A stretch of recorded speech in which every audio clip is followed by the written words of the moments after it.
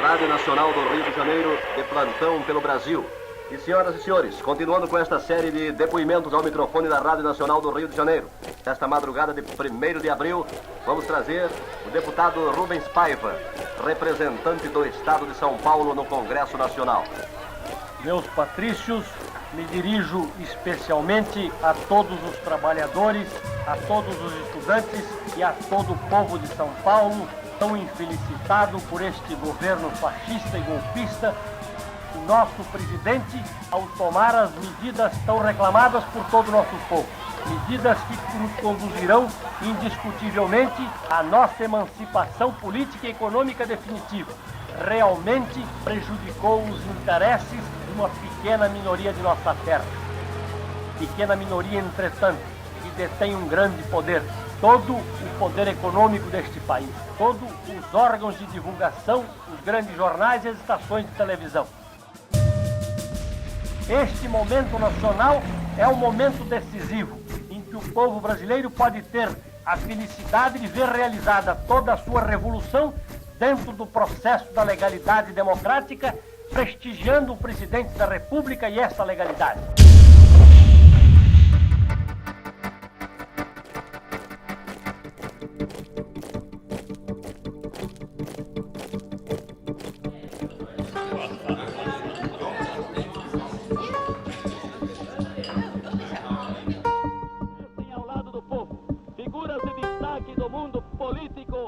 Brasileiros que vieram trazer a sua solidariedade ao povo de Santos.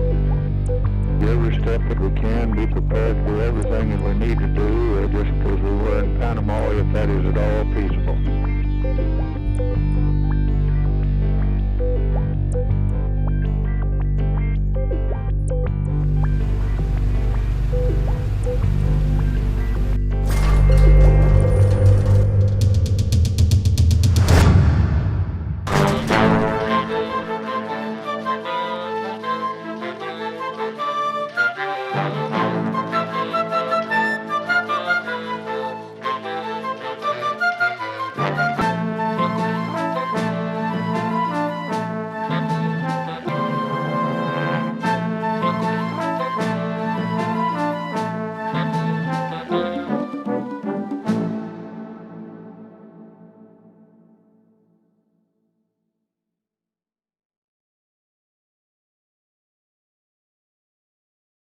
O Brasil merece a verdade.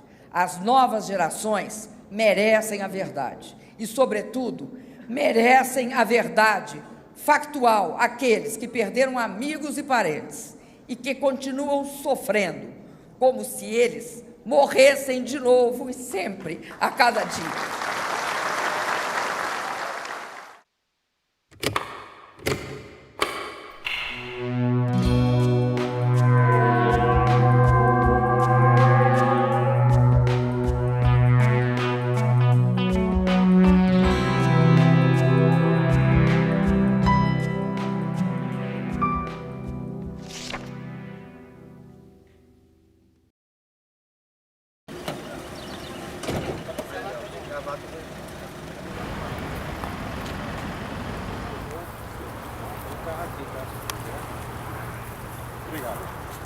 A comissão investigou em 2 anos e 7 meses fatos ocorridos há mais de 40 anos para apurar graves violações de direitos humanos, os fatos relacionados a essas graves violações, as estruturas, instituições locais, autoria. Foram criadas comissões da verdade pelo Brasil inteiro, nos estados, municípios, universidades, sindicatos, entidades como ordens de advogados. Toda a sociedade brasileira.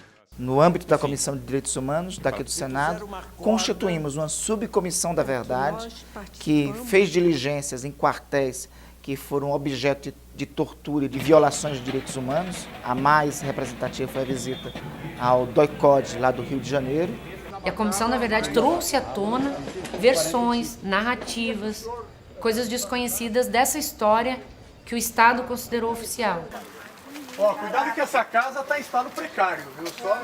Uma comissão da verdade, o principal objetivo dela é dar voz às vítimas. Eu fiquei parada exatamente aqui e eles formaram um círculo, todos eles, eram vários, só homens, E aí, porrada comendo, me jogando para um lado, me jogando para o outro, e eu escutando o Luiz Carlos e o Thiago também sendo torturados. Aqui ficamos 3 dias aqui.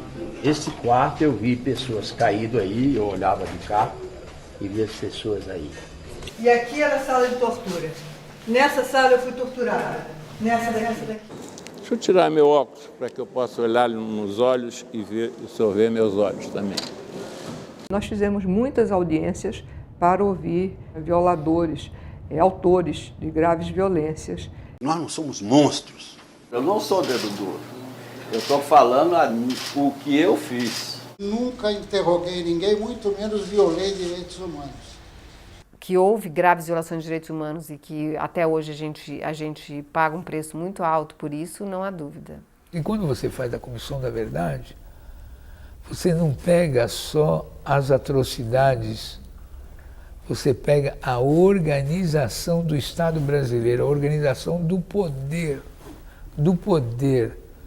Como é que o golpe foi bolado, gerado, quem deu o golpe, quem usufruiu do golpe e quais as estruturas de poder que foram geradas a partir do golpe. É 40 anos atrás, mas foi um ontem se nós olharmos a história do Brasil. Então é fundamental que isto seja reaberto, que essa ferida seja reaberta para mostrar que aconteceu isto.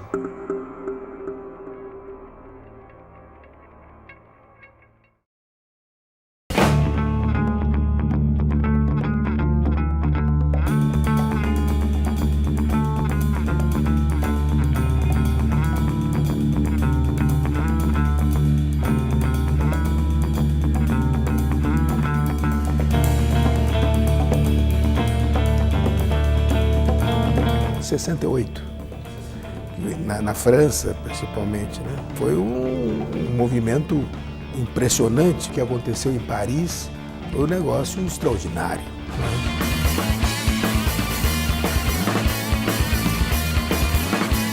Eu sou integrante de uma geração que quis incendiar o mundo. Nos anos 60, os jovens que faziam faculdade comigo, no Brasil inteiro, nós fomos contaminados por esse feitiço.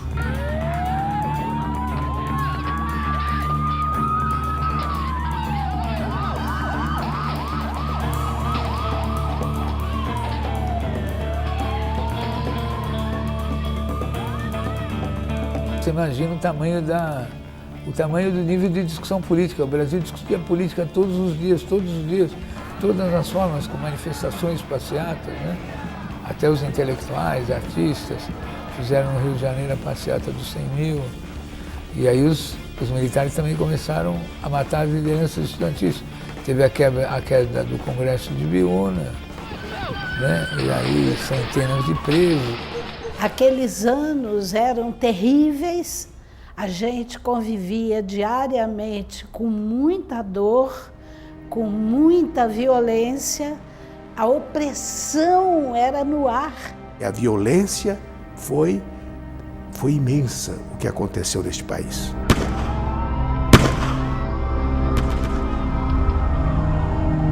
Os estudantes haviam ocupado o prédio da Faculdade de Filosofia da Maria Antônia. Aí os operários lá em Osasco não tiveram dúvida, eles ocuparam as fábricas. Mas quando eles ocuparam as fábricas, a reação foi diferente. Lá não foi a polícia. Quem foi para as fábricas, quem invadiu as fábricas foi o exército. Porque teve 2 golpes. As pessoas acham que só teve um golpe. Teve 64 e teve 68. 64 era contra o velho partidão. O que era o partidão? Eram os professores, os ferroviários, os bancários, os operários. Que para nós trabalhadores, naquela época, né, nós sentimos nitidamente que o golpe era contra nós. Não foi a segunda medida e não foi uma das primeiras. Foi a primeira medida dos militares, foi intervir nos sindicatos. Meu pai era sindicalista dos sindicatos ferroviários do estado de Minas, era do Partido Comunista, e eu também era militante do Partido Comunista, minha irmã. Meu pai era um operário concursado, era funcionário da Petrobras. Ele já não era nem militante do Partido Comunista, mas era um militante sindical. A partir daquele momento, todos os que eram militantes políticos passam a ser militantes também contra a ditadura. O segundo golpe já é o golpe mais seletivo, já é o ato institucional número 5. Aí já é a barra pesada, porque o povo brasileiro se reorganizou do golpe e foi para cima dos caras. Pelos atos institucionais, os militares suprimiam as liberdades individuais, os direitos individuais, cassavam mandatos. Sobre o problema de cassação de mandato, temos o seguinte entendimento: todos os que colaboravam para a sabotagem da pátria, todos aqueles que traíam a nossa família, devem ser expurgados da vida pública do país. Depois das manifestações estudantis que houve em 68, esses militares radicais conseguem uma desculpa, com base naquela agitação estudantil, para demandar um novo ato institucional. O ato institucional número 5 foi um golpe dentro do golpe. Foi o mais terrível de todos os golpes.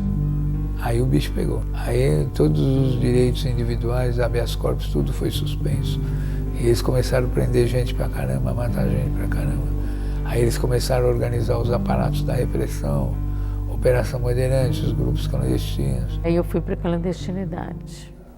E foi toda a minha família para a clandestinidade. Esse negócio da resistência armada e tal, isso é um processo de setores do Partido Comunista e mesmo do Partido Comunista do Brasil, tinha uma leitura que tinha que enfrentar o golpe de outra forma, né? Então nós, a dissidência, optamos por uma concepção de luta armada.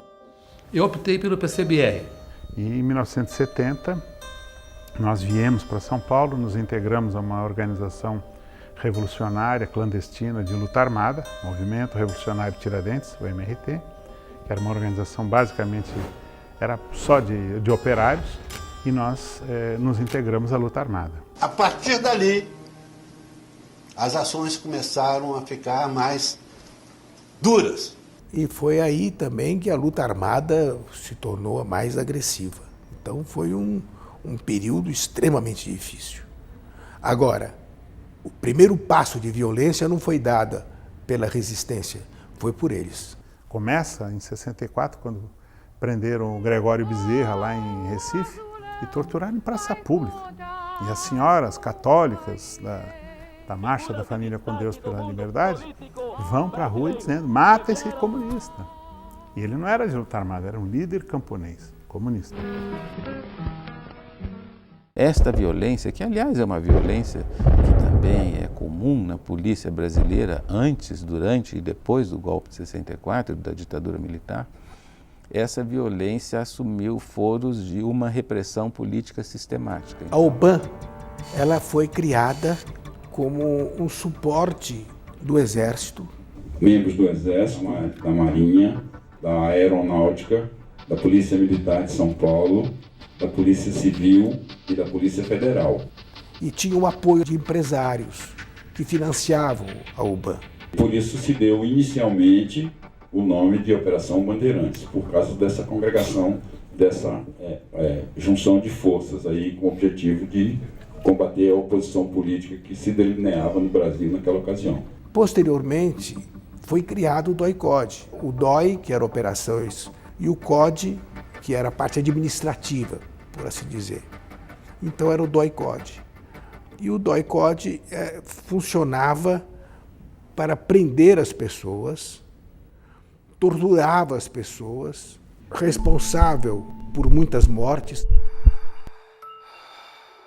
E depois que as pessoas, sob tortura, falavam, os seus depoimentos eram encaminhados ao DOPS para que fosse encaminhada à Justiça Militar. Nós apenas éramos analistas e dizíamos o que tipo de informação nós queríamos, isso depois vinha para nós. Tá? Uma pergunta que vocês estão cansados de fazer: tinha tortura? Havia tortura? Eu digo que institucionalmente não. O organograma da repressão, que não é uma interpretação nossa, são documentos da própria ditadura, mostram o seguinte: cabeça da estrutura, que é o Sistema de Segurança Interna, SISEGIN, era o ditador, chamado de presidente, que tinha uma comissão de alto nível, que era todos os governadores, o chefe do Estado-Maior das Forças Armadas, o chefe do SNI, o chefe do CISNE, que era o Sistema Nacional de Informações, que compõe uma rede que vai se desdobrar nos CODES, que depois tem os seus DOIs, que o braço operacional do CODE é o DOI, né, por isso que chama DOI-CODE, né, e depois você vai ter as ASIs, que são Assessorias de Segurança e Informação, que se reportam ao DSI do Ministério Civil, como o Ministério da Educação, por exemplo, e todos se reportam ao SNI, que se reporta apenas ao ditador. O presidente da República elaborou uma diretriz de segurança interna que deu poderes aos generais, comandantes militares de área para combater o terrorismo. Sim, o comandante do Exército era o comandante do DOI-CODE. Não, lá ninguém usava, ninguém era milícia, ninguém trabalhava por conta própria. Ali havia um plano nacional, tá, de combate, porque as polícias se tornaram impotentes, foi preciso criar um órgão supra-estadual e deram o comando para o Exército. Outro aspecto que é importante que a sociedade brasileira tome conhecimento que foi escondido a sete chaves. É o financiamento da repressão pelas empresas privadas. O presidente Geisel, ainda em São José dos Campos, inaugura a nova fábrica de motores diesel da General Motors. Daí sairão inclusive peças e componentes a serem exportados para os Estados Unidos. A equipe de busca do DOI, está escrito lá, não é interpretação, está escrito literalmente. A equipe de busca será comandada privativamente por um capitão do Exército. Terá composição não sei o quê e terá a seu dispor 2 Volkswagen. Não é um carro, 2 Volkswagen. E uma C-14, que é da General Motors. O diretor da General Motors veio visitar a fábrica aqui no Brasil e o segurança deles veio trazer, foi visitar o DOPS antes de ir para o aeroporto. E nós ganhamos da General Motors, o engenheiro da segurança lá mandou um par de abafadores para o instrutor de tiro poder aguentar na sala lá com a molecada. Nos livros de entrada e saída do DOPS, a gente comprova lá, não é entrada de preso, entrada de visitantes, né? E lá tem o Geraldo Rezende de Matos, representante, é escrito Fiesp, que ele entra todos os dias e sai, não se sabe que horas. Então, é parte do esquema de repressão. O senhor sabe que alguns empresários passaram por lá, né? Ah, sim, né? Quando eu cheguei lá, a marmitinha era do Grupo Ultra que era fornecida. O Henning Albert Boylensen, ele era presidente do Grupo Ultra, né? Ele era um arrecadador de dinheiro para repressão e tortura. E alguns depoimentos que a gente tomou aqui, foi dito que ele ia lá e gostava da coisa, assistia a torturas. Porque, dentre as minhas funções, tinha um presentinho, entre aspas, o pessoal prestava serviço lá.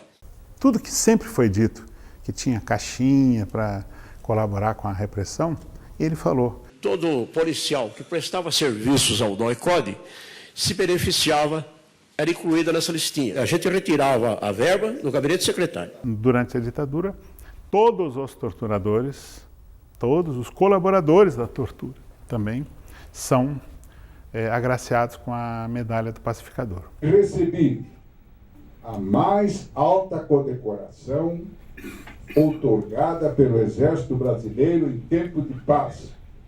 A medalha do pacificador com palma com a roseta, estando aqui com muito orgulho. Portanto, eu creio que quem deve estar aqui não é o coronel Carlos Alberto Mirante Justa. Quem tem que estar aqui é o Exército Brasileiro. Não sou eu, não, senhor. É o Exército Brasileiro que assumiu, por ordem do Presidente da República, a ordem de combater o terrorismo e sobre os quais eu cumpri todas as ordens. As Forças Armadas têm uma responsabilidade identificada. A tortura contra perseguido político houve na ditadura Vargas, voltou a existir na ditadura de 64. Era uma política de Estado. Isto nós estamos absolutamente convencidos. E é uma conclusão que nós chegamos na Comissão Nacional da Verdade e que vai fazer parte do nosso relatório, das nossas conclusões. Não era praticado por este ou por aquele mal policial ou mal militar. Era uma política de Estado estabelecida pela ditadura militar de 64. Isto não tem a menor dúvida.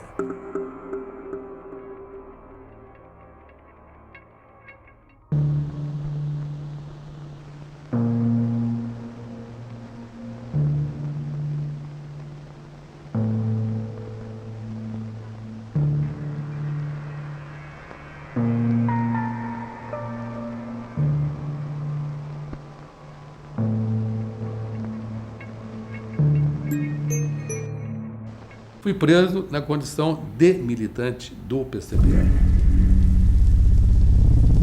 Fui preso pelo DOI-CODE, e aí começou um processo de perseguição.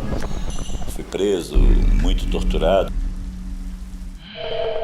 Eu fui pendurado um dia 2 horas da tarde, foram me tirar 8 horas da noite. E me deram coisa de armamento na minha costela também. Furado de baioneta, rastejado 7,5 km na Amazônia. Fui presa política, sequestrada em 28 de dezembro de 1972, juntamente com toda a minha família. O apartamento foi invadido, eu tomei uma coronhada com o ferro da metralhadora nesse meu olho direito, fui preso, fui encapuzado e fui conduzido ao DOI-CODE. Logo que eu cheguei, passei pelo corredor polonês, em que levava pancadas, telefone, caía. Aí eles me levantavam, eu tinha cabelo comprido, me levantavam pelo cabelo, né? Em seguida me levaram para a sala de torturas. Você entra na sala, é colocado, a primeira coisa que eles fazem é tirar a tua roupa, você fica nu. Isso vale para homem e mulher. A senhora tirava a roupa aqui dentro já, ou quando a senhora chegava aqui, eu mandava tirar a roupa. Tá, e aí ficava nua e aí... E aí os caras começavam a passar a mão no corpo da gente, falando como que uma branca vai ficar casada com um preto, que não sei o quê. Foi isso. Aí um bando de sádicos, torturadores em volta de você, fazendo perguntas, gritando, chutando. Muita palmatória, aquela palmatória era uma tábua cheia de furinho, aquele furinho, eles vão te batendo assim, isso aqui, a sua pele vai subindo e vai cortando. Choque, pau de arara, afogamento e outros métodos variados, né? Por tudo isso eu passei. O pau de arara, eu fui, eles me colocaram no pau de arara, né? E o pau de arara é uma sensação horrível, porque você fica nua, pendurada, com a cabeça para baixo, que você quer levantar a cabeça, mas tem hora que você não aguenta mais, a cabeça solta.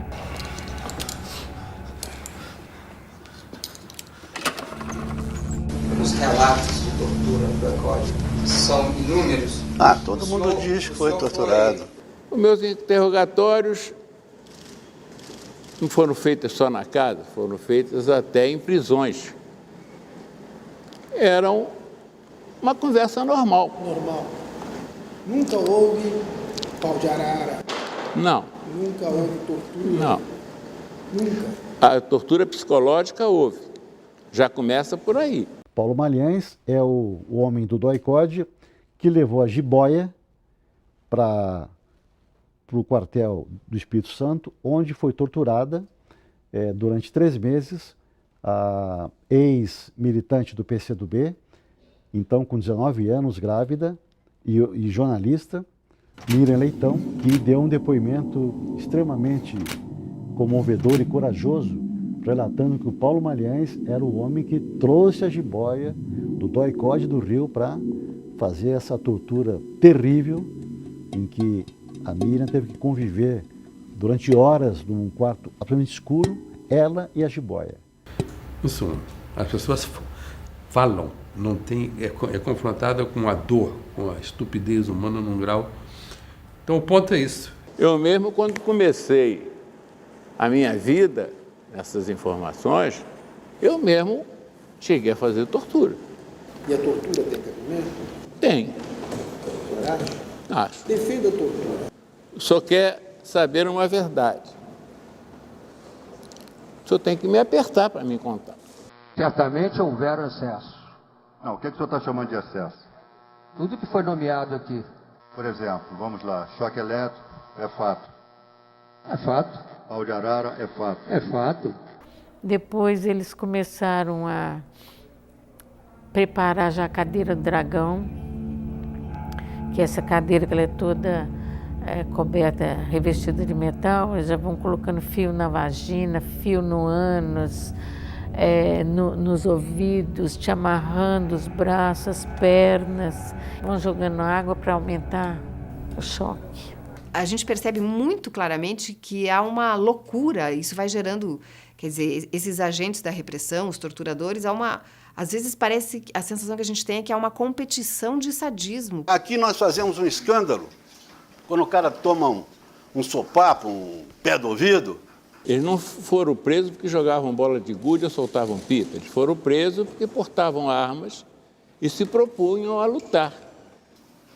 Tá certo você impor sofrimento físico em alguém para que ele confesse o seu crime? Eu acho que está certo, porque esse cara não tem dignidade nenhuma.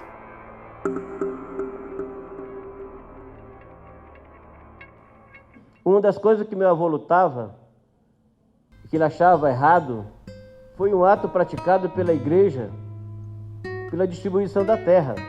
Meu sogro não era subversivo, como eles chamavam, ele era um homem de opinião. O meu avô não se calava, sempre denunciava atos dessa natureza. No dia 6 de agosto, eles invadiram a casa do meu sogro.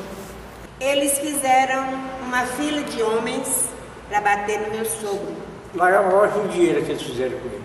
Bater nele de palmatória bater na bunda dele, dando choque, um negócio no ouvido dele, fazer e ele gritava, todo mundo. O seu Epaminondas não foi um caso isolado. Essa operação que o prendeu e matou, a Operação Mesopotâmia, tem relação direta com a Operação Trombas e Formoso e também com as operações do Araguaia. Trombas e Formoso, uma região perto de Goiás, em Goiás, desocupada, em que vários poceiros ocuparam e se organizaram muito bem. Depois do golpe, aquilo foi considerado subversivo e o José Porfírio, inclusive, que era o líder, é um dos desaparecidos no campo.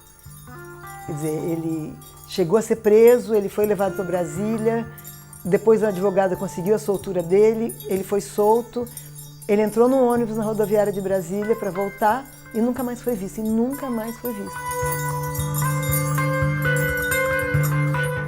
A guerrilha do Araguaia não chegou nem a começar, vocês sabem, não é?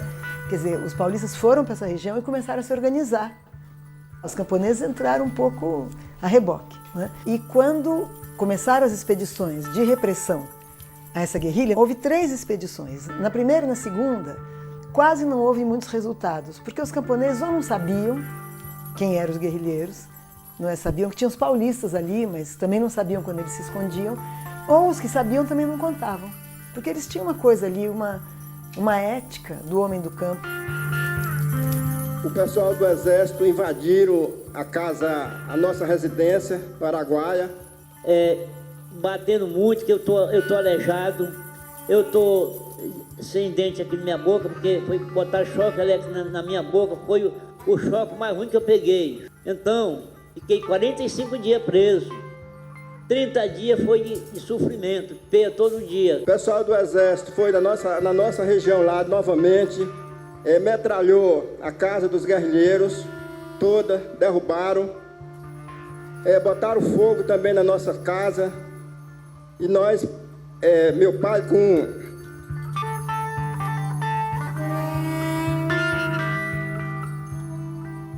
10 filhos, teve que sair correndo para a cidade. Atravessamos o rio para não ser metralhado de noite.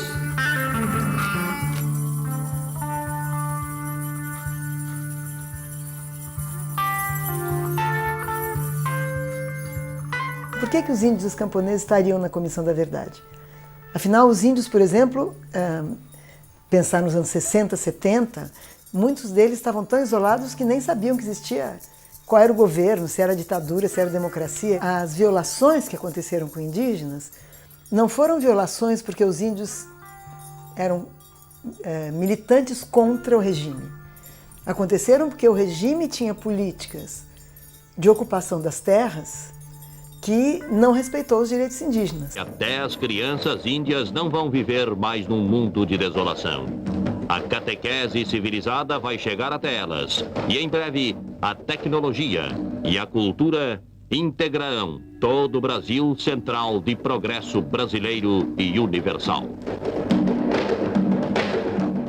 Se havia índio no caminho, para os projetos dos militares, eram obstáculos a você superar a bala.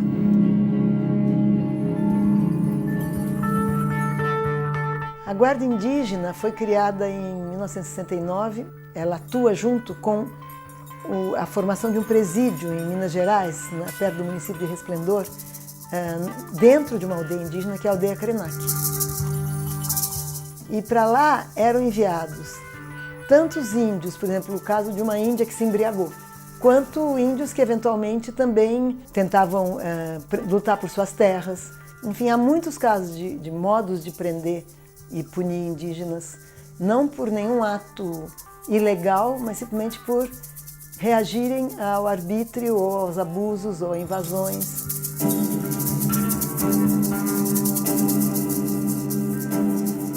Os camponeses também não necessariamente estavam lutando contra a ditadura. Depois teve um momento em que há reação, mas os camponeses é a luta por terra.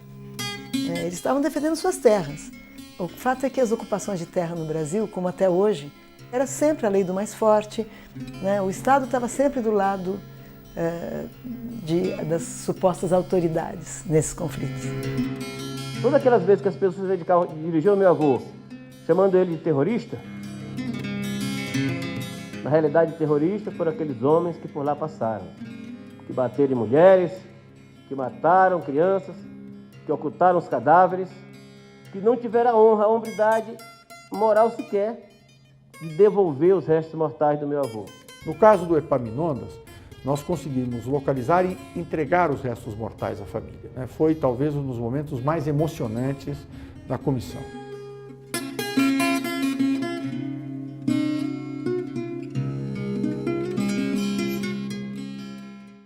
O Estado brasileiro é responsável pela violência praticada contra estas milhares de pessoas que foram mortas, que foram torturadas, que tiveram seus direitos cassados.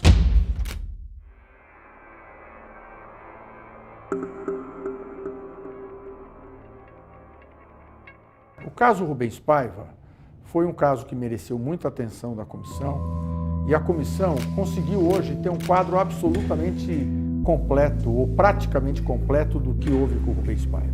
Os outros são os golpistas que devem ser repelidos, e desta vez, definitivamente, para que o nosso país veja realmente o momento da sua libertação raiada. Um deputado que não era comunista, mas que presidiu a CPI do IBAD em 62 e revelou as empresas que estavam contribuindo para financiar o golpe militar no Brasil.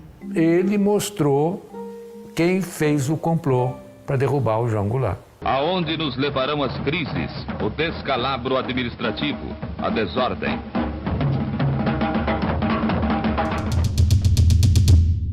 O que, na minha opinião, selou a morte dele. 20 de janeiro de 1971, ele é preso em sua residência. Quando eu acordei, os militares já estavam em casa, eles estavam com umas roupas escuras, eu acho que alguns até estavam gravatas, se não me engano. E sacolas com metralhadoras, armas e tal. E já estava um ambiente mais calmo. Eu não peguei um momento mais nervoso, que foi o momento da invasão. Depois ele foi levado para uma instalação da aeronáutica, depois para uma instalação do Exército, lá foi torturado, foi morto. À noite ele já passava muito mal e ele foi atendido por um médico, que é o Amilcar Lobo, né? E o Amilcar Lobo deixa um depoimento dizendo que o Rubens Paiva, naquele momento, já foi encontrado com uma hemorragia abdominal grave, com a ruptura hepática, uma ruptura do fígado, e que se ele não fosse hospitalizado, e ele advertiu que ele deveria ser hospitalizado imediatamente para não morrer. A informação que se tem é que no dia seguinte, dia 21, né, na madrugada ele já passava muito mal, no dia 21 ele ainda é torturado. O que não se sabe? O que foi feito do corpo de Rubens Paiva. O senhor recebeu uma missão para assumir com a ossada do Rubens Paiva. Verdade? É. Mas quem executou essa missão não fui eu. Nós vivemos um tempo em que as pessoas começam, em que esse gelo começa a se quebrar, e nós precisamos que esse gelo se quebre muito mais, porque nós precisamos saber o que aconteceu.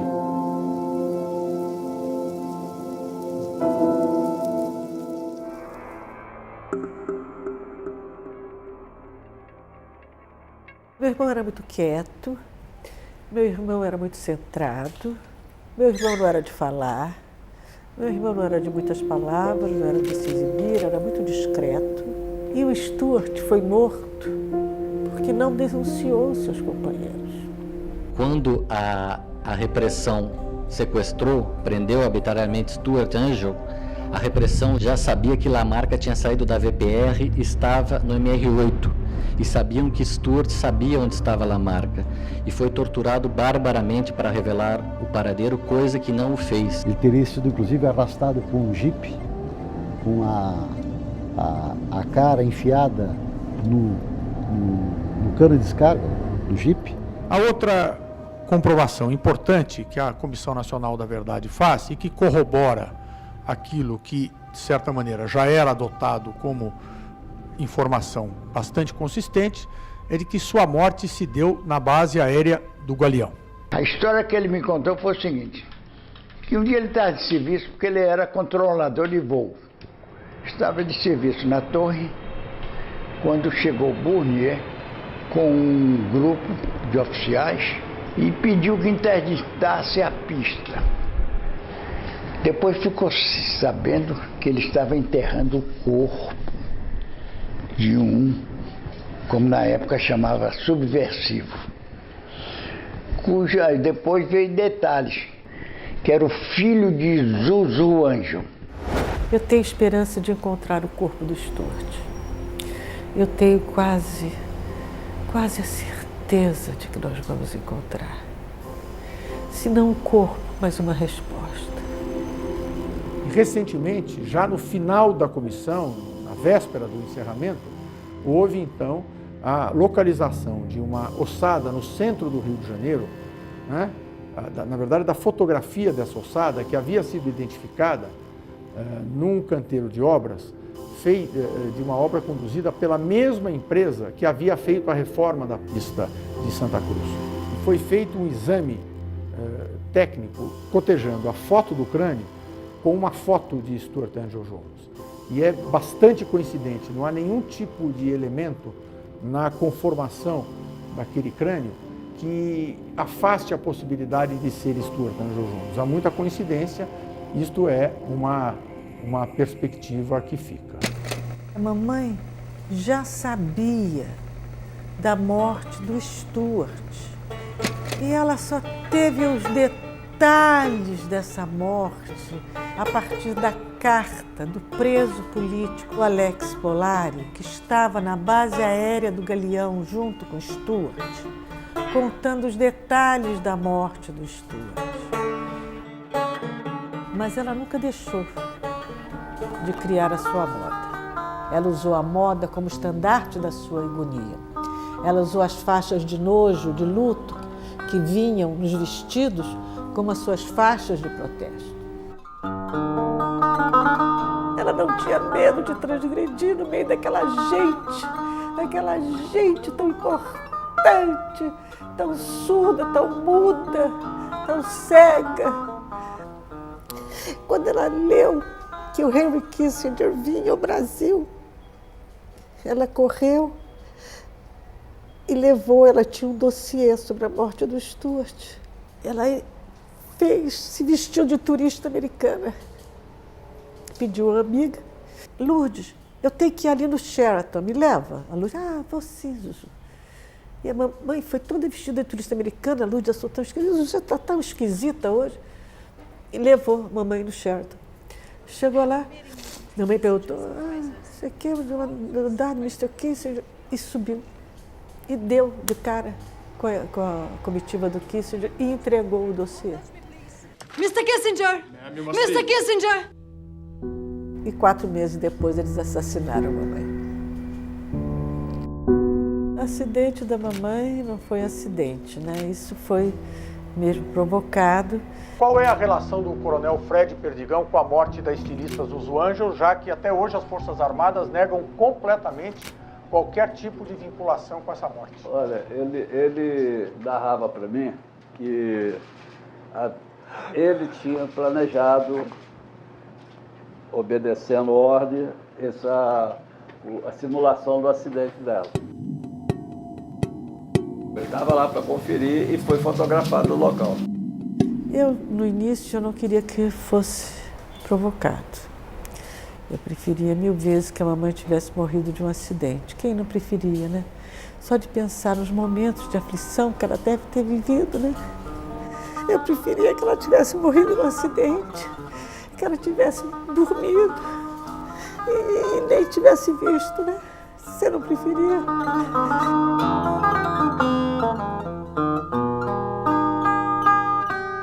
A ditadura não suportava as mulheres, isso é um fato. Uma mulher que faz política, eles não suportam. Para nós mulheres, eu acho, para os companheiros também, é alguma coisa muito violenta. Eu já relatei esse fato. É algo, não é nem nojento, eu não sei descrever o que significa para uma mulher. Um torturador introduzir o dedo com fio elétrico na sua parte mais íntima. Aconteceram muita violência sexual entre homens e mulheres, né? Isso eu acho que é uma das coisas que o relatório final da comissão vai deixar claro, que a violência sexual era uma prática muito disseminada, muito mais do que se imagina. Tinha um torturador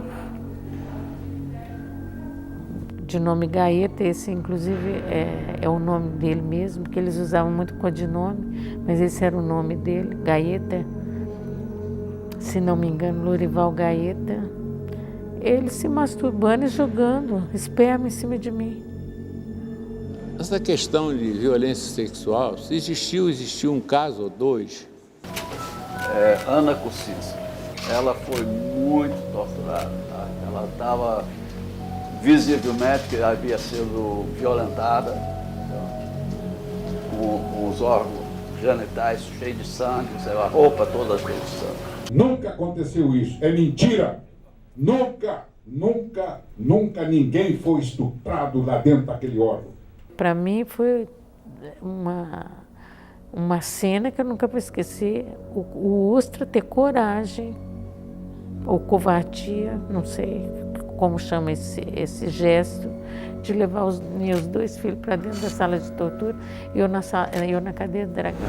Eu acho assim, para mim foi a coisa mais... Eu não sabia o que fazer. Eu lembro que minha filha fala isso até hoje, eu tinha vontade de te abraçar porque eu achava que você era minha mãe.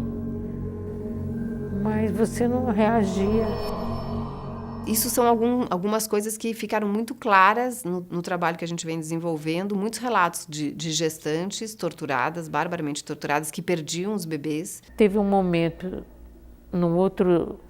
acho que no 3º dia, que eu desço, a minha irmã também está presa, minha irmã grávida de 8 meses, levando choque, inclusive na barriga. Isso não me conforma. Não existe lógica, mesmo a lógica autoritária ou arbitrária, justificar que uma mulher seja vítima de tortura, que uma mulher grávida seja vítima de tortura. No Jornal Nacional, o Cid Moreira leu uma nota do 1º Exército dizendo que foi morta em tiroteio com as forças de segurança a terrorista Aurora Maria Nascimento Furtado. No dia seguinte, eu recebi um telefonema da família me pedindo para ver se eu conseguia liberar o corpo.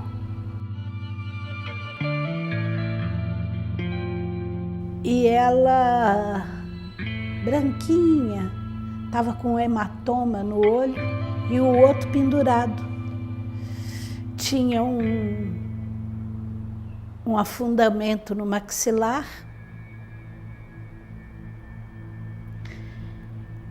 Tinha muitas mordidas pelo corpo. Ela não tinha unha nem do pé, nem da mão.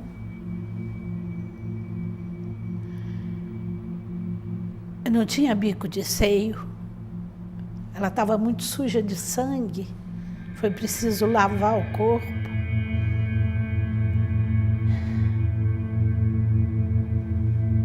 Eu fiz um gesto de carinho nela. Passei a mão aqui nela. Quando eu fiz isso, meu dedo afundou. Aí eu levei um susto e comecei a mexer no cabelo e vi que tinha um afundamento em volta da cabeça. Era a chamada coroa de Cristo, que eles botavam na cabeça um torniquete de aço e vão apertando. Por isso que o olho dela estava pendurado. A repercussão desse corpo na minha alma é... Desculpa, gente, mas é muito duro.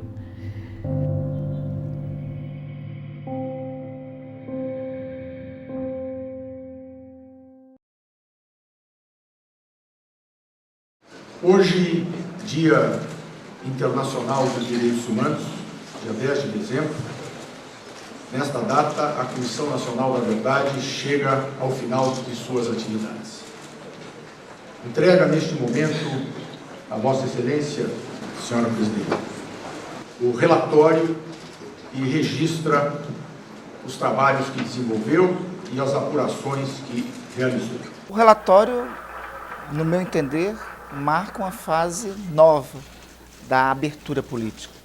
E o relatório aponta aquilo que não era oficial e passa a ser reconhecimento do Estado brasileiro. Os Estados têm pelo menos 4 deveres em relação a graves violações de direitos humanos. Então, o dever de verdade, que é esse que nesse momento a gente está exercitando aqui no Brasil, com a criação de uma comissão da verdade. Esse dever é basicamente abertura de arquivos e criação de espaços onde as vítimas têm voz, como uma comissão. Mas entrando por essa porta de fundo ali.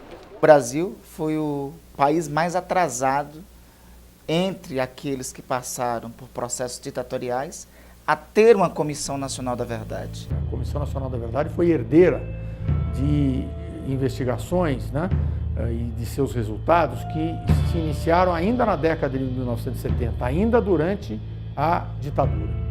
E, da mesma maneira que as investigações não se iniciaram com a Comissão Nacional da Verdade, elas não se encerrarão com a Comissão Nacional da Verdade. Fizemos uma leitura da lei, né, muito cuidadosa, entendemos que nós tínhamos que contar os fatos com as suas circunstâncias, que falar da autoria, que responsabilizar os agentes, os autores desses fatos.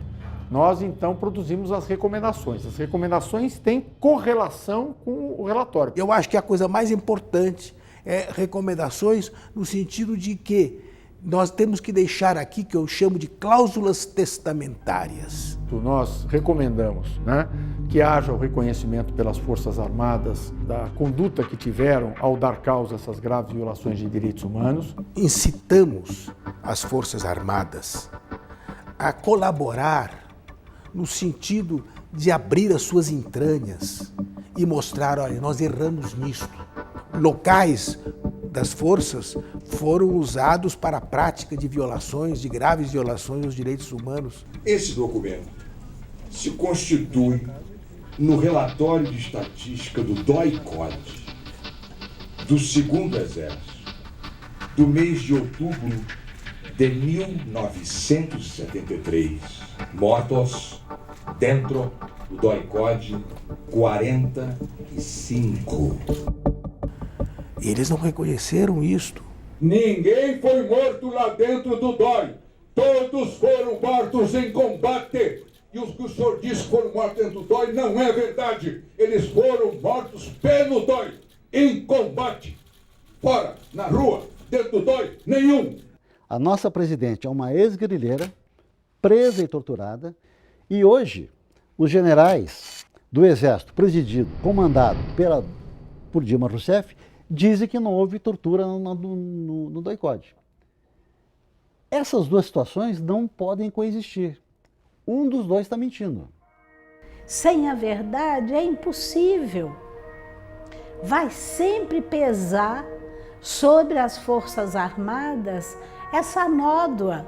Nós tivemos um relacionamento com as Forças Armadas contínuo e muito respeitoso, e pedimos muitas informações através de ofícios e que eram respondidos. E nós recebemos as respostas que julgamos, em geral, insatisfatórias, né? É muito difícil fazer comissão da verdade num país em que você não tem acesso aos arquivos. Há, no entanto, uma frustração muito grande, que é não conseguirmos ter avançado mais na localização dos restos mortais dos desaparecidos políticos. Isto é algo que a comissão ficou devendo, apesar do enorme esforço que ela desempenhou pela ausência de documentos dos militares, né? Sem dúvida nenhuma. Recomendamos que haja a responsabilização criminal, civil e administrativa dos que deram causa, das pessoas físicas que deram causa a essas graves violações. É o dever de justiça, que é identificar, processar e punir aqueles que forem reconhecidamente responsáveis por esses crimes, né? Em relação a esses autores, não sejam aplicados os dispositivos da lei da anistia. A lei da anistia não pode impedir isso. Não se pode anistiar quem praticou crimes contra a humanidade. Mesmo porque o crime de tortura é apontado pela nossa Constituição como imprescritível. A anistia é sempre uma sombra que paira sobre esses deveres que os estados têm que cumprir no caso do Brasil. Porque a lei da anistia, ela anistiou todo mundo, inclusive os torturadores. Chegou o dia de encaminhar ao Congresso o projeto de lei de anistia aos que hajam cometido crimes políticos ou conexos. A lei da anistia que existe hoje é a lei de anistia de um momento histórico e uma imposição de um regime ditatorial. 1/3 do parlamento, do Senado, era constituído de biônicos. Não foram eleitos pelo povo, não representavam o povo, não falavam em nome da nação. Que acordo é esse? O Estado, né, matou e executou pessoas e torturou sem dar, inclusive, o direito ao julgamento. Ah, mas por que vocês estão investigando só o lado dos militares, dos agentes do Estado que fizeram isso? Não existe dois lados. Esse é o lado, nosso lado. Nós fomos presos, julgados, torturados, condenados. Então não tem que fazer. Nós sofremos a ação do Estado em cima de nós.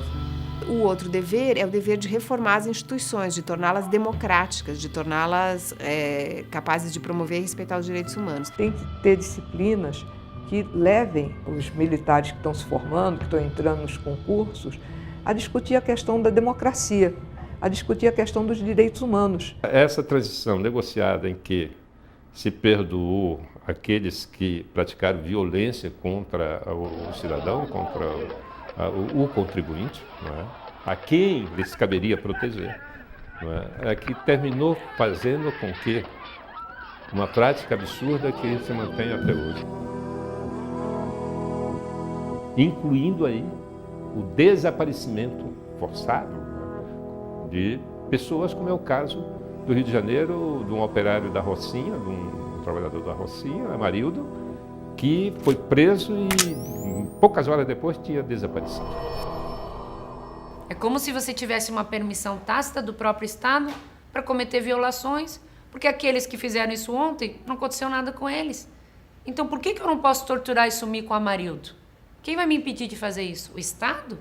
Esse mesmo Estado que até hoje não fez nada? O outro dever é reparar sempre simbolicamente, construção de espaços de memória, museus, a literatura para as escolas, né? É preciso lembrar que a ditadura militar, ela prejudicou a vida de todos os brasileiros, e não apenas aqueles que participaram da luta armada, não apenas os que foram da esquerda. Então, acho que esse foi o grande problema da Comissão Nacional da Verdade, não ter conseguido atrair a atenção das pessoas comuns, mostrar para esses brasileiros e brasileiras que eles também foram prejudicados. A miséria, crianças que morriam de fome, crianças sem registro de nascimento, a ditadura fez tudo isso também. Não foi só torturar, prender e matar. Ela foi um negócio, ela deu lucro. Poucas pessoas enriqueceram e muitas pessoas empobreceram. Então, mexer com isso é mexer também com a estrutura econômica do nosso país. Restituindo a memória e a verdade deste período contribui para que essa geração de hoje possa conhecer melhor a sua história e saber a importância da defesa dos direitos humanos, a defesa dos direitos das pessoas. Isso tem que ser lembrado para que não seja repetido no momento em que alguns grupos ainda vão para a rua pedindo o regime autoritário, ou querendo, às vezes não pedem o regime militar, mas querem ainda resolver problemas que eles acham que é também de uma vida mais democrática através de um golpe autoritário. A gente só é capaz de construir a democracia se a gente usa a gramática dos direitos humanos, se a gente consegue colocar a dignidade, a vida humana como o bem principal.